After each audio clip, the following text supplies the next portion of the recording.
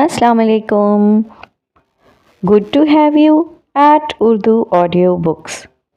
हाजिर खिदमत है कैसरा हयात का नावल पुले सिरात, एपिसोड 37। क्या क्या हुआ? असद ने घबरा कर पूछा। मालूम नहीं, प्लीज़ आप जल्दी घर पहुँचें, मरियम ने कहकर फ़ोन बंद कर दिया और असद का दिल डूबने लगा। उसको डॉक्टर सकलैन की बात याद आने लगी। अगर घर पहुंचते ही आपकी बीवी और बच्ची की डेथ हो जाए तो? डॉक्टर सकलैन के अल्फाज से वो घबराने लगा। डॉक्टर कौन है? क्या उसको पहले से ही कोई खबर हो गई है? ओह गॉड, मैं मोमना के बगैर नहीं रह सकता, कभी भी नहीं। उसकी आंखें आंसुओं से भरने लगीं। उनका मालिक अल्लाह है, उसने उनको पैदा किया है और वो उनको वापस लेने पर भी कादिर है। डॉक्टर सकलैन के अल्फाज उसे मुस्तरब करने लगे। आपका उनकी ज़िंदगियों पर कोई इख्तियार नहीं, you are helpless. Doctor Saqlain के अल्फाज ने उसे वाकई बेबस कर दिया था और ड्राइविंग करते हुए वो रोने लगा। वो इंतहाई तेज़ ड्राइविंग कर रहा था और जल्द अज जल्द घर पहुंचना चाहता था। वो घर पहुंचा तो मोमना को इंतहाई तेज़ बुखार था। खुली आंखों से उसके ज़िंदा होने का पता चलता था। अब वो आंखें भी बुखार की वजह से बंद हो गई थीं और वो अब बिल्कुल एक लाश लग रही थी, बस उखड़ी उखड़ी सांसें ले रही थी। मरियम और ज़किया उसकी हालत देखकर घबरा गईं और असद को फ़ोन किया। असद जल्दी से कमरे में दाखिल हुआ और मोमना की हालत देखकर वो भी घबरा गया। एम्बुलेंस को बुलाया और उसे हॉस्पिटल ले गया। वो इमरजेंसी रूम के बाहर खड़ा था। नर्सें और डॉक्टर आ जा रहे थे। मरियम, ज़किया आपा और माहा भी वहीं मौजूद थी और उसके लिए दुआएं कर रही थीं। ज़किया आपा चादर लपेटे पूरे खुशू व खुजू के साथ दोनों हाथ बुलंद किए उसके लिए गिड़गिड़ा कर दुआएं कर रही थीं और असद बहुत इन्हिमाक से ज़किया आपा के हाथों की जानिब देख रहा था। क्या आप उनकी सलामती के लिए दुआएं नहीं करेंगे? यकीनन उस हस्ती के सामने गिड़गिड़ाएंगे जो उनका खालिक और मालिक है। क्या आप उनको बचाने के लिए ऐसा नहीं करेंगे? डॉक्टर सकलैन के अल्फाज उसके जहन में गूंज रहे थे और नज़रें ज़किया आपा के बुलंद हाथों और बंद आंखों की जानिब थीं। उसके अंदर कुछ हो रहा था, अर्ज पैदा हो रही थी, कोई तड़प जन्म ले रही थी। वो कोई तन्हा गोशा चाहता था, ऐसी जगह जहाँ कोई ना हो, उसे कोई ना देखे। वो सबसे छुप कर उसके सामने जाना चाहता था। एक नर्स इमरजेंसी रूम से बाहर निकली तो वो बेताबी से उसके पीछे गया। एक्सक्यूज़ मी, मोमना कैसी हैं? असद ने नर्स से पूछा।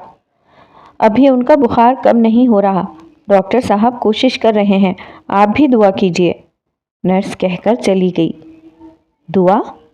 वो ज़ेरे लब बड़बड़ाया और ज़किया आपा की जानिब देखा जो अभी तक दुआ करने में मसरूफ़ थीं और अब उनकी आंखों से शिद्दत जज्बात से आंसू भी बह रहे थे। मरियम माहा को कंधे से लगाए इधर उधर घूम रही थी। मरियम, मैं अभी आता हूँ, घर जा रहा हूँ, एक ज़रूरी काम है, असद ने बताया और वहाँ से चला गया। इशा की नमाज का वक्त हो रहा था जब वो घर पहुँचा।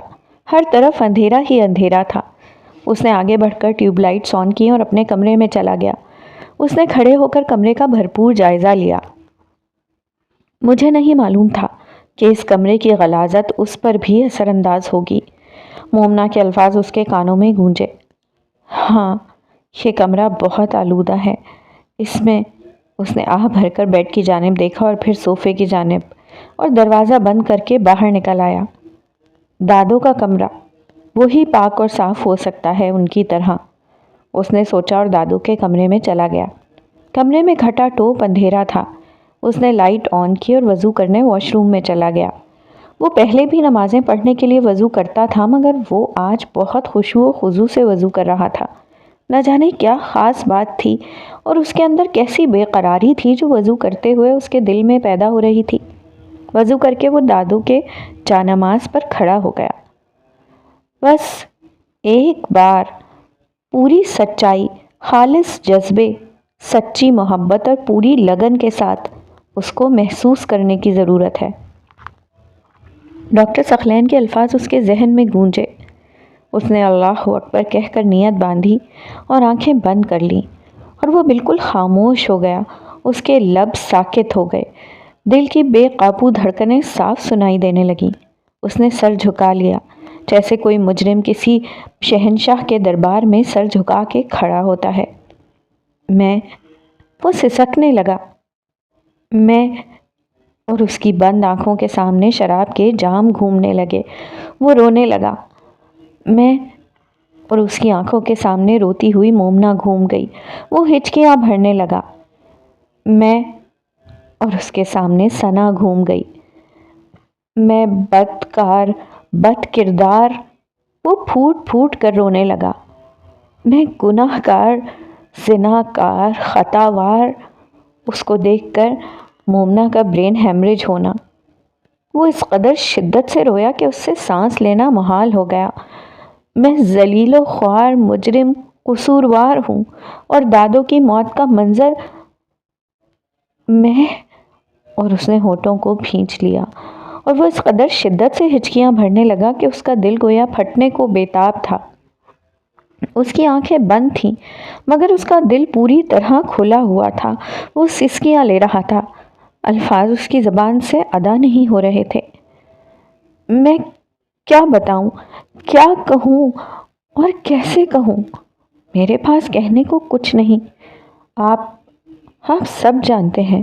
کاش میں آپ کو بہت پہلے اس قدر سچائی اور خلوص سے محسوس کر لیتا تو آج اتنا نہ بھٹکتا۔ میں کیسے بھٹک گیا مجھے سمجھ میں نہیں آتا۔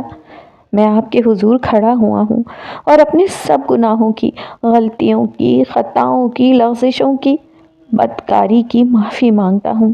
مجھے معاف کر دیجئے۔ اور اسے کچھ احساس ہی نہ ہوا کہ وہ بغیر تلاوت کیے، بغیر رکوع میں گئے سیدھا سجدے میں گر گیا۔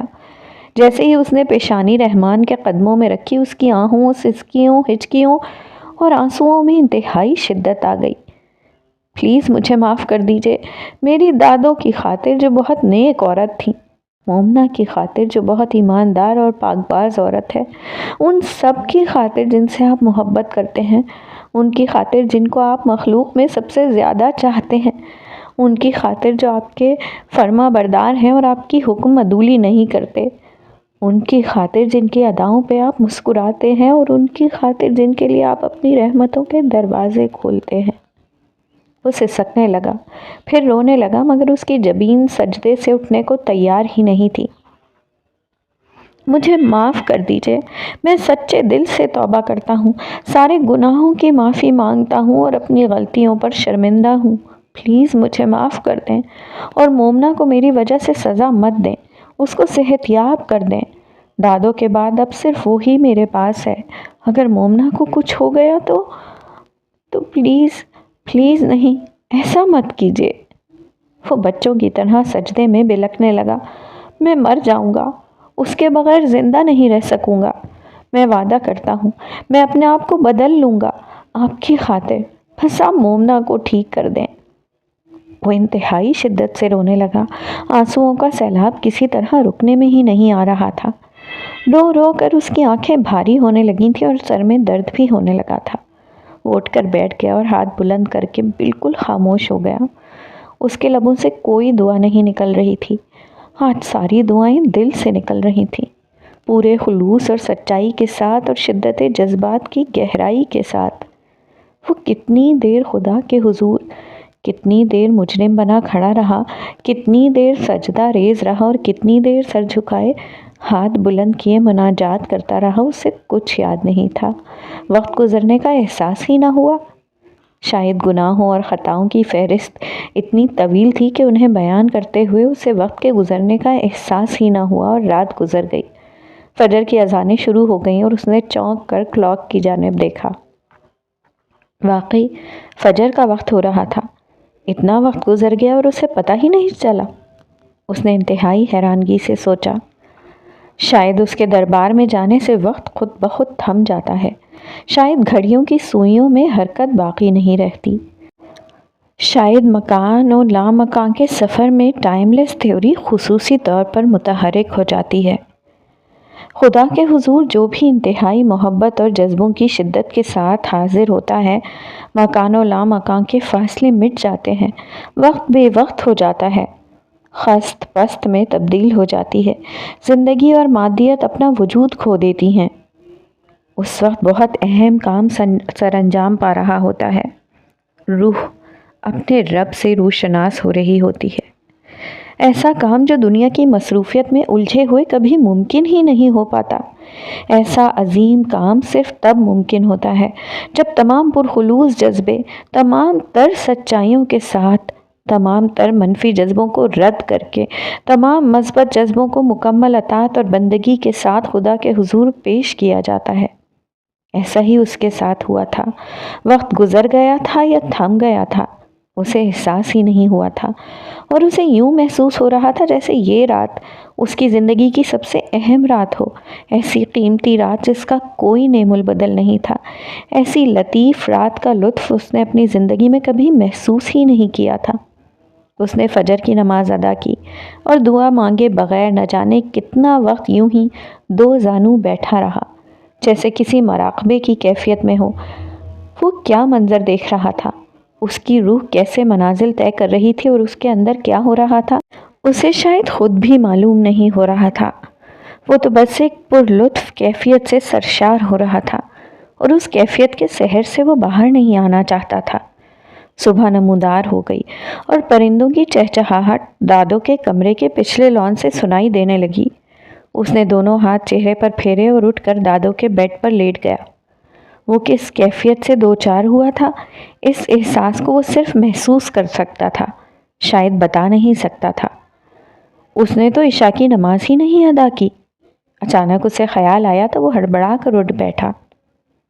تو وہ کیا تھا؟ میں نے کیا پڑھا تھا؟ کیا ادا کیا تھا؟ کیا وہ نماز نہیں تھی؟ اس نے انتہائی حیرت سے سوچا اور گہری سوچ میں ڈوب گیا۔ کیا ہر انسان جو صدق دل سے خدا کے حضور معافی مانگنے جاتا ہے، ایسے ہی احساسات سے اور ایسی ہی کیفیت سے سرشار ہوتا ہے؟ اس نے حیرت سے سوچا، اسے کچھ سمجھ نہیں آ رہا تھا۔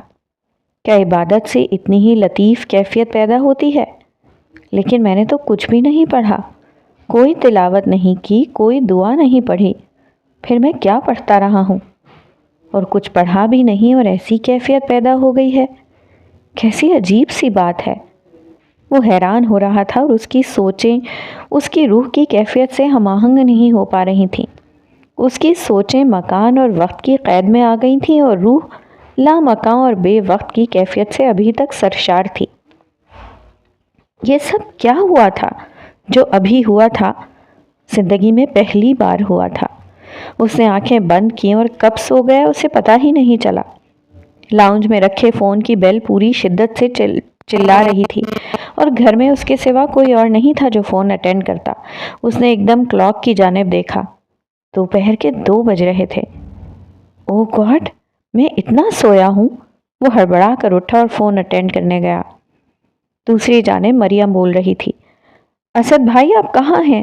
میں کب سے آپ کے موبائل پر فون کر رہی ہوں، آپ فون ہی نہیں اٹھا رہے۔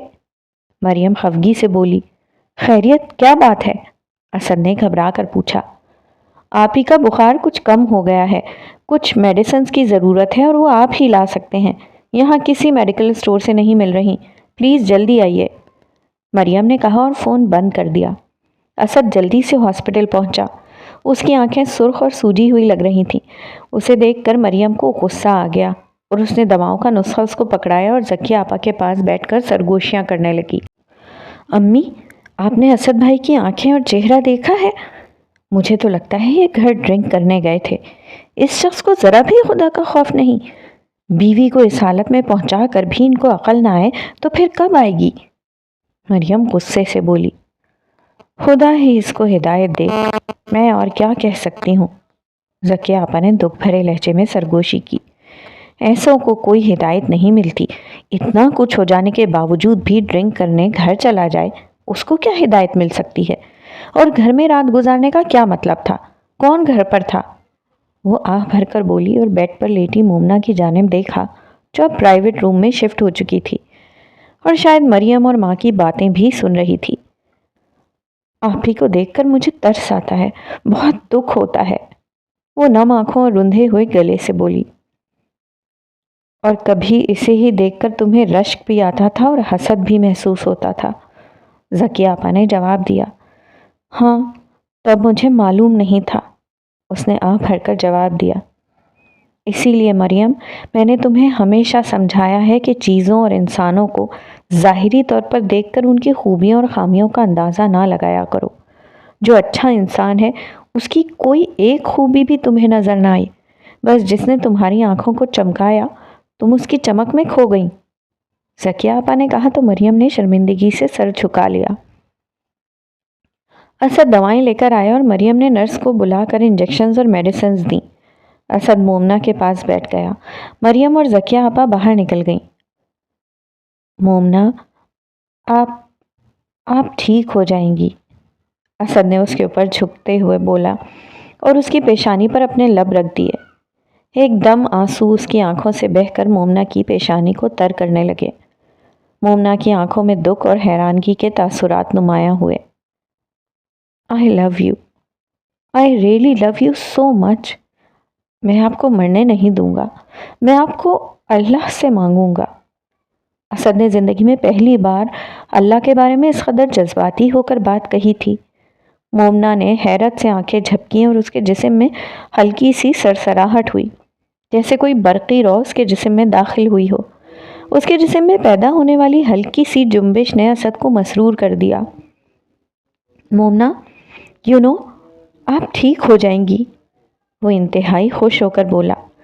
مومنہ کی آنکھوں میں بھی حیرت اور خوشی کے تاثرات نمایاں ہونے لگے۔ نرس کمرے میں داخل ہوئی تو اسد آنکھیں صاف کرتا ہوا پیچھے ہٹ گیا۔ نرس نے انجیکشن لگایا تو مومنہ کے بازو میں معمولی سی جنبش پیدا ہوئی، جیسے انجیکشن لگنے پر کوئی س کی آواز نکالتا ہے۔ نرس نے حیرت سے مومنہ کی جانب دیکھا۔ وہ پہلے بھی کئی انجیکشن لگا کر گئی تھی، مگر اس سے پہلے مومنہ نے ایسے ریئیکٹ نہیں کیا تھا، اور اب اچانک نرس نے حیرت اور خوشی سے اسد کی جانب دیکھا۔ امید ہے یہ جلد ٹھیک ہو جائیں گی، انشاءاللہ، نرس نے پر امید لہجے میں کہا۔ انشاءاللہ، I am hopeful too, Asad نے بھی مسکرا کر جواب دیا اور مومنہ کی طرف محبت بھری نگاہوں سے دیکھنے لگا۔ وہ 3 روز ہاسپٹل میں ایڈمٹ رہنے کے بعد مومنہ گھر آ گئی۔ اس کی حالت کافی بہتر تھی۔ اسے وائرل انفیکشن ہوا تھا اور اس کے ساتھ بخار کم ہونے پر نہیں آ رہا تھا۔ ایسے بہت سے کیسز ہاسپٹل میں آ رہے تھے اور 1-2 تو شدید انفیکشن سے جاں بحق بھی ہو گئے تھے، اس لیے حکومت اس کی ویکسینیشن کے لیے بہت ایکٹیو ہو گئی تھی۔ مومنہ گھر آئی تو اسد نے دادو کی طرح نیازیں اور صدقات مسجدوں اور یتیم خانوں میں بھیجیں۔ وہ اپنے بیڈ روم میں مومنہ کے پاس بیٹھا تھا۔ جب سے ڈاکٹر ثقلین کے ہاسپٹل سے آیا تھا اس نے انیکسی میں جانا چھوڑ دیا تھا۔ وہ گھر پر ہی مومنہ کے پاس بیٹھا رہتا۔ رات ہو رہی تھی۔ مومنہ بے سود پڑی چھت کو گھور رہی تھی۔ مومنہ، شاید آپ جانتی ہیں کہ میں آپ کی صحت اور زندگی کے لیے خدا کے حضور کتنا رویا ہوں، کتنی دعائیں کی ہیں، اسد نے مومنہ کا ہاتھ پکڑ کر کہا۔ مومنہ کی آنکھوں کے اور چہرے کے تاثرات بدلنے لگے۔ اس نے اپنی بھووں کو جنبش سی دی۔ اور اب میں آپ کے لیے شکرانے کے نفل ادا کرنے جا رہا ہوں، اسد نے کہا تو مومنہ نے ایک دم آنکھیں گھما کر اس کی جانب یوں دیکھا جیسے یہ خبر کسی دھماکے سے کم نہ ہو۔ اسد مسکرا کر اسے دیکھنے لگا۔ ہاں، میں نے اللہ سے بہت معافی مانگی ہے اپنے گناہوں کی۔ مومنہ، کیا وہ مجھے معاف کر دے گا؟ اس نے نم آنکھوں کے ساتھ اس کے ہاتھ کو اپنے لبوں کے ساتھ لگا کر کہا اور سسکنے لگا۔ مومنہ کی آنکھوں سے بھی آنسو بہہ نکلے اور اس نے شدت جذبات سے لبریز ہو کر ہلکی سی چیخ بلند کی جیسے ہچکی لی ہو۔ اسد نے چونک کر اس کی جانب دیکھا۔ مومنہ، دس از یو؟ وہ ایک دم سب کچھ بھول کر خوشی سے چلانے لگا۔ مومنہ ساکت اس کی جانب دیکھنے لگی۔ اسد اس کی جانب یوں دیکھتا رہا جیسے کسی اور ری ایکشن کا منتظر ہو، مگر پھر مکمل خاموشی ہو گئی۔ وہ اسے دیکھتا ہوا اٹھا۔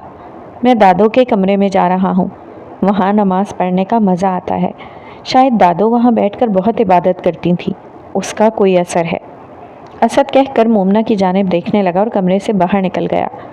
وہ دادو کے کمرے کو لاک لگا کر اپنا موبائل آف کر کے نیم تاریکی میں جا نماز بچھا کر خدا کے حضور کھڑا ہو گیا اور شکرانے کے نوافل ادا کرنے لگا، مگر آج اس کے اندر وہ کیفیت پیدا نہیں ہو رہی تھی جو اس رات ہوئی تھی جب اس نے جا نماز پر پہلا قدم ہی رکھا۔ آج وہ خشوع و خضوع بھی نہیں پیدا ہو رہا تھا۔ कोई ऐसी पुरलुत्फ कैफियत, सुरूर, रूहानी सरशारी, कुछ भी ऐसा पुरकैफ एहसास वो महसूस नहीं कर रहा था। वो कितनी ही देर खड़ा रहा और फिर नवाफिल अदा किए और मोमना की सेहत और तंदुरुस्ती के लिए दुआ करके उठ खड़ा हुआ। आज उसने नवाफिल की रकतें अदा की थीं और उस दिन तो उसे याद भी नहीं था कि उसने क्या पढ़ा था, कोई रकत भी अदा की थी या नहीं। आज उसने तिलावत भी की थी, क़याम, रुकू, सजदे, सलाम और दुआएं सब कुछ अदा किए थे, मगर उसका दिल वैसा खुश नहीं था। उसके अंदर मायूसी सी छाने लगी, अस्तराब बढ़ने लगा। उसे यूं महसूस होने लगा जैसे उसने बहुत ज़्यादा वक्त नमाज अदा करने में लगाया हो। उसे दिल पर बोझ सा महसूस होने लगा। उसे समझ में नहीं आ रहा था कि उस रात में क्या ख़ास बात थी और इस रात वो कैफियत क्यों नहीं पैदा हो सकी। उसने नवाफिल तो अदा किए, मगर वो लुत्फ़ ना आया जो शायद कुछ भी अदा ना करके आया था। ये सब क्या है? उसका दिल परेशान होने लगा, अस्तराब और मायूसी बढ़ने लगी। वो दादों के बेड पर लेट गया, मगर उसे नींद नहीं आ रही थी।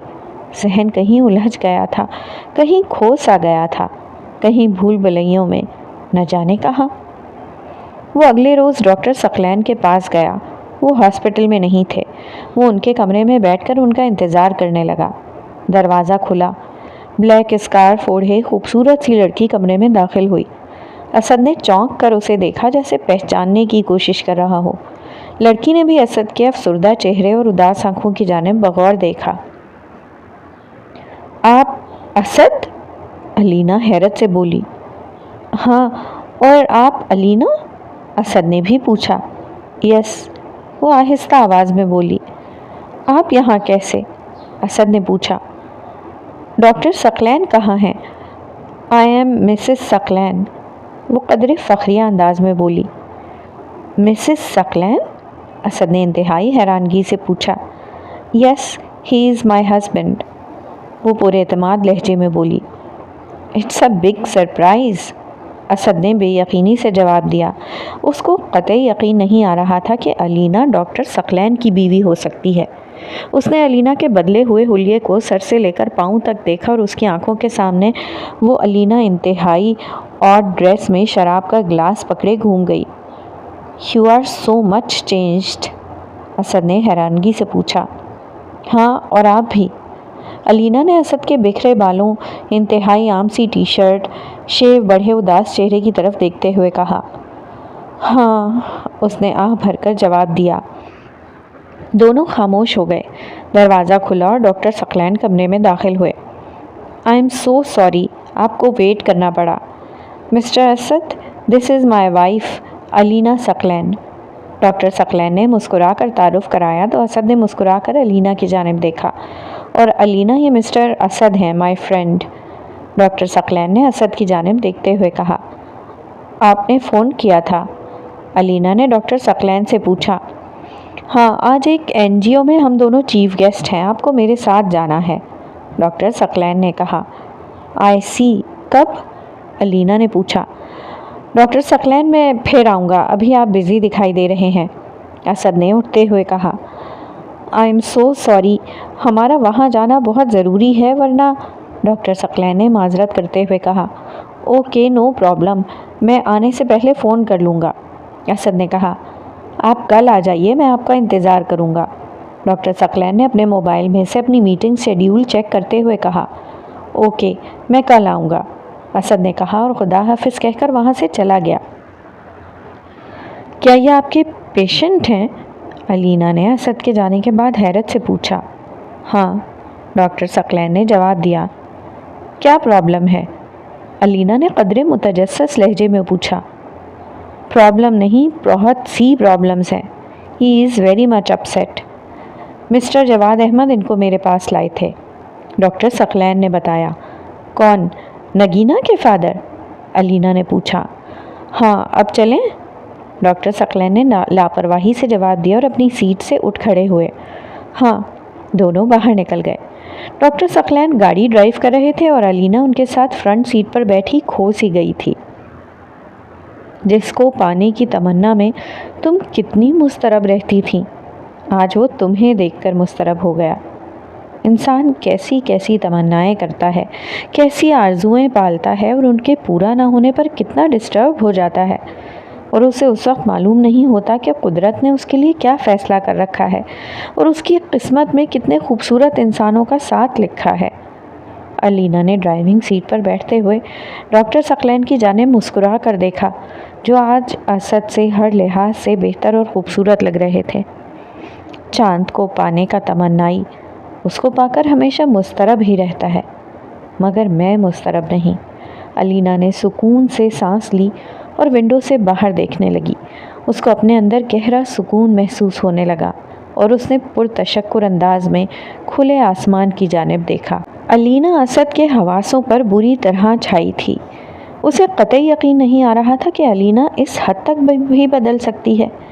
نگین کے گھر پارٹی میں اس سے پہلی بار ملاقات ہوئی تھی اور پھر وہ دونوں اس کے آفس میں آئی تھیں۔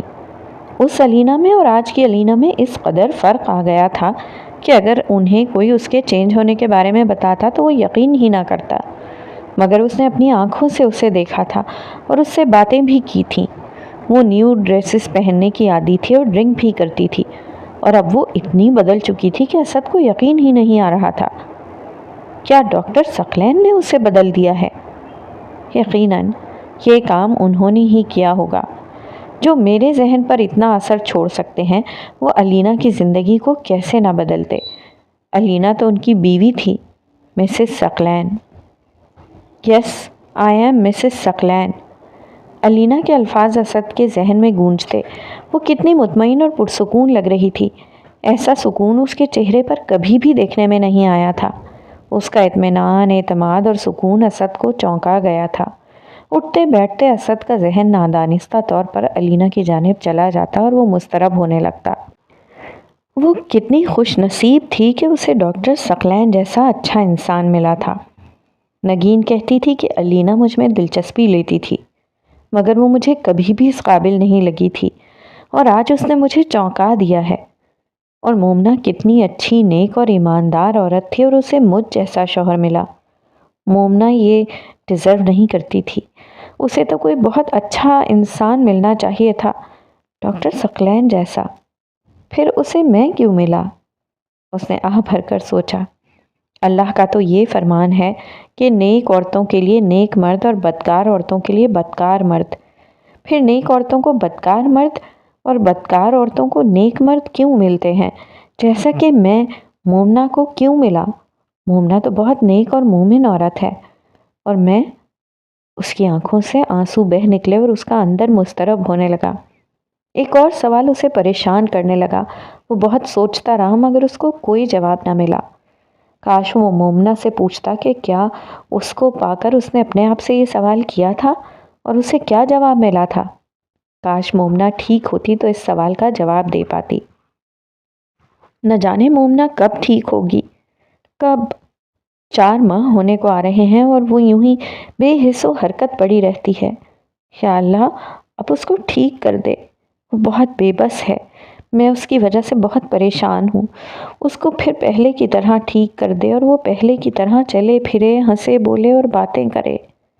اس نے نم آنکھوں کو صاف کرتے ہوئے دعا کی، مگر شاید دعا کی قبولیت میں کچھ وقت درکار تھا، اسی لیے قدرت اسے ٹھیک نہیں کر رہی تھی۔ اگلے روز اسد ڈاکٹر ثقلین کے ہاسپٹل پہنچا تو وہ بہت تپاک سے ملے۔ آئیے مسٹر اسد، میں آپ کا ہی انتظار کر رہا تھا، ڈاکٹر ثقلین نے قدرے اپنائیت سے مسکراتے ہوئے کہا۔ تھینک یو، اسد نے بھی مسکرا کر جواب دیا۔ Any change? ڈاکٹر ثقلین نے پر امید لہجے میں پوچھا۔ یس آف کورس، اور اسد نے ان کو اس رات کی پر لطیف کیفیت اور بات کی مایوس کن صورتحال کے بارے میں تفصیلاً بتایا۔ ڈاکٹر ثقلین قدرے پرشوق اور متجسس انداز میں اس کی ساری باتیں سنتے رہے۔ مسٹر اسد، ایک اچھے انسان کا پہلا گناہ اور پہلی توبہ دونوں ہی اللہ کے نزدیک بہت اہم ہوتی ہیں۔ اس انسان کا پہلا گناہ اسے اللہ کی رحمت سے دور لے جاتا ہے، اور اس گناہ کے بعد وہ انسان شدید ذہنی روحانی اذیت سے گزرتا ہے، اس پر مایوسی چھا جاتی ہے اور وہ ڈپریشن سے بہت رنجیدہ ہو جاتا ہے۔ اور پہلی توبہ جو سچے دل، خلوص کی گہرائی اور شدت جذبات سے کی جائے تو وہ اس انسان کو اللہ کی رحمت کے بہت قریب لے آتی ہے۔ آپ نے جو کیفیت محسوس کی ہے وہ اس کی رحمت کی کیفیت ہے۔ رحمت ابر باران کی طرح ہے جو گناہ گار روح کی آلودگی کو دھو ڈالتی ہے۔ اس وقت کی کیفیت واقعی بہت پرلطیف، پرکیف اور مسرور کن ہوتی ہے۔ اس وقت انسان سراپا گناہ یعنی مجرم بن کر اپنے سارے گناہوں اور غلطیوں کا اقرار کر رہا ہوتا ہے، اور خدا سراپا رحمت بن کر غفار اور رحمان بنا ہوتا ہے۔ آپ خوش قسمت ہیں کہ خدا نے آپ کو اس لطیف احساس سے دوچار کیا، ورنہ بہت سے لوگوں کو تو وہ توبہ کی توفیق بھی نہیں دیتا۔ الفاظ ان کے گلے میں ہی اٹک جاتے ہیں، زبان سے ادا ہی نہیں ہو پاتے، اور انسان گناہ گار ہی مر جاتا ہے۔ اس لیے گناہ کے بعد توبہ کی اہمیت کو سمجھنا چاہیے۔ رہی دوسری بات کہ اس کے بعد آپ کو اصل نماز میں ایسی سرشاری کی کیفیت محسوس نہیں ہوئی، تو اسد صاحب ہر بار ایسا ہونا ممکن ہی نہیں۔ اللہ کو بھی ایک بار کی توبہ عزیز ہے۔ بار بار کی توبہ پر وہ ویسی نظر کرم نہیں کرتا جیسی ایک بار کی پختہ عزم اور پرخلوص سچائی کے ساتھ کی جاتی ہے۔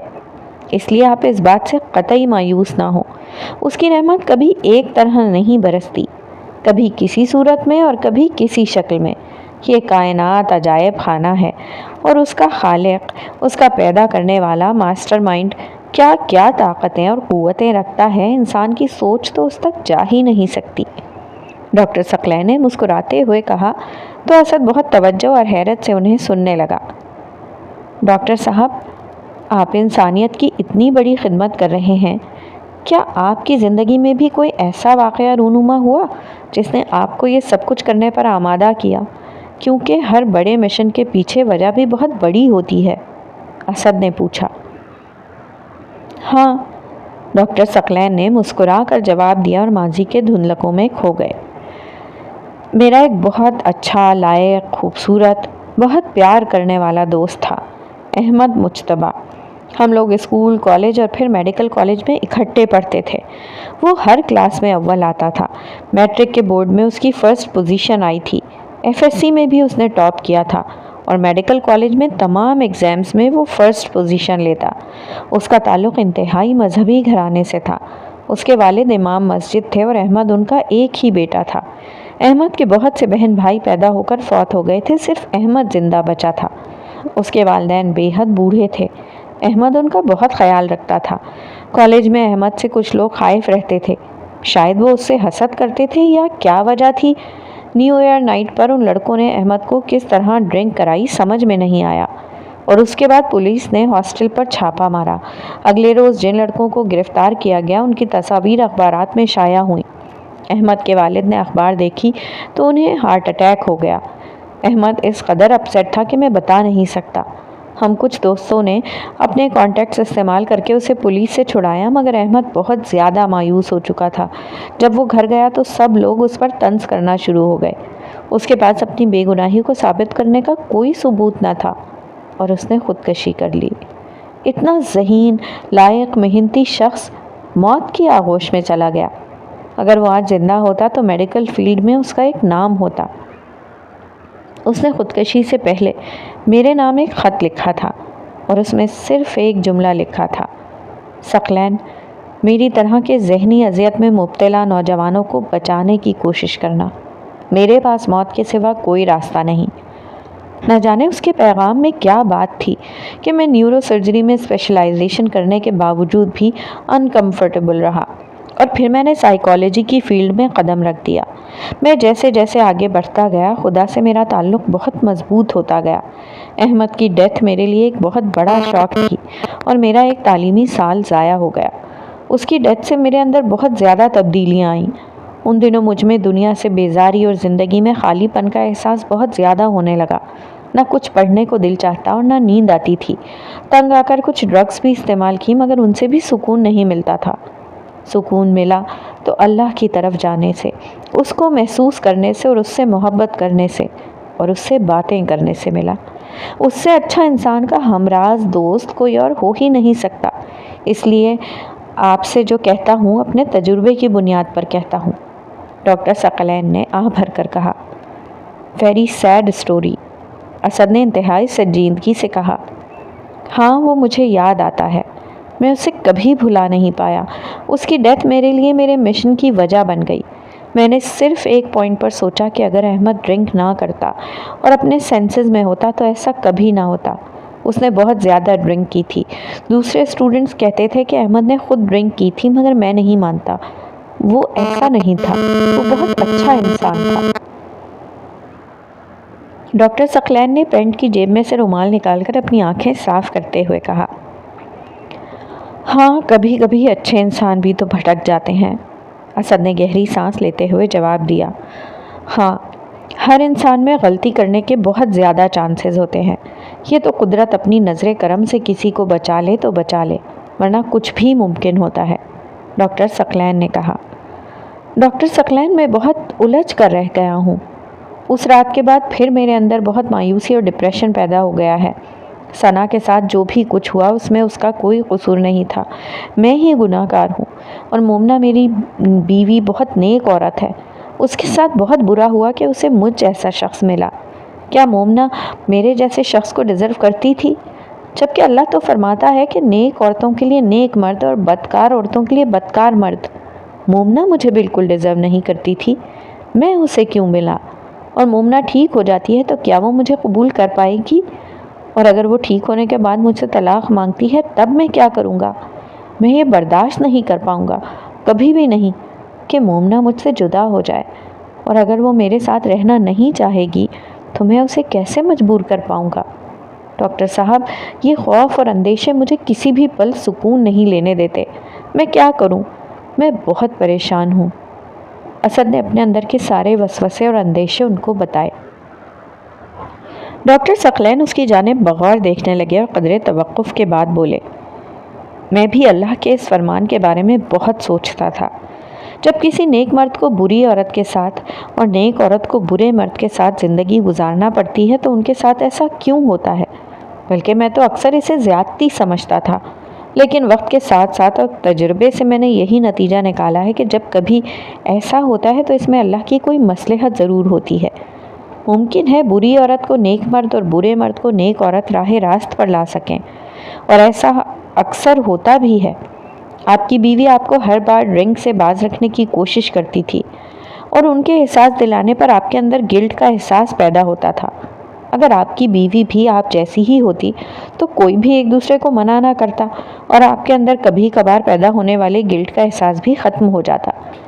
اب آپ کے اندر یہ سوچ اور احساس خود بخود پیدا ہو گیا ہے کہ آپ کی بیوی بہت نیک ہے اور آپ انہیں ڈیزرو نہیں کرتے، مگر آپ ان سے جدائی بھی برداشت نہیں کر پائیں گے اور ان کو اپنے ساتھ رکھنے کے لیے ہر ممکن کوشش کریں گے، اور آئی ایم شیور آپ نے اپنے آپ کو بدلنے کا عہد بھی کر رکھا ہے۔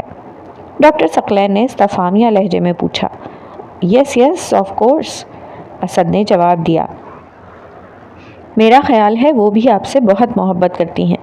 اگر آپ انہیں کسی طرح یہ یقین دلانے میں کامیاب ہو جاتے ہیں کہ آپ آئندہ ڈرنک نہیں کریں گے تو وہ آپ کو کبھی نہیں چھوڑیں گی، لیکن اس کے لیے شرط یہ ہے کہ آپ ان کو یقین دلائیں اور وہ آپ پر یقین بھی کریں۔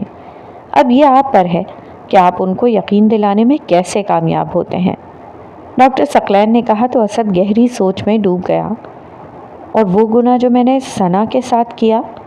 اسد نے نظریں جھکا کر کہا، اللہ تعالیٰ نے ہر گناہ کی سزا مقرر کی ہے۔ سزا نہیں تو تاوان، تاوان نہیں تو کفارہ، کفارہ نہیں تو معافی، مگر کچھ ایسا جو اس نقصان کا کچھ تو ازالہ کر سکے۔ ڈاکٹر ثقلین نے بلا واسطہ انداز میں کہا تو اسد خاموش ہو گیا، جیسے کسی گمبھیر سوچ میں ڈوب گیا ہو۔